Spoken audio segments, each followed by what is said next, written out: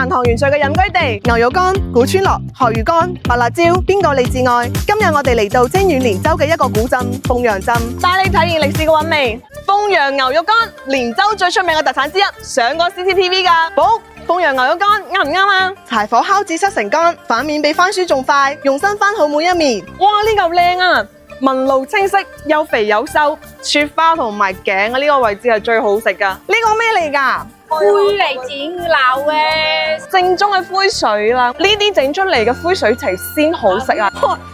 過嚟，好大啊，有我塊面咁長啊！呢啲瓜，連苦瓜都係愛你的形狀。呢個攤檔啊，好齊全啲生貨，好多珠三角嘅朋友中意攞呢一個攞嚟煲湯噶。不過佢呢個係大果，大果會有少少辣，就唔好放太多量就 OK 噶啦。茯苓咧，佢聞起身係會有菌香味，一定要買啲有菌香味嘅先係正宗嘅。呢個都香，呢個我叔整嘅呢個水滷辣椒好靚啊！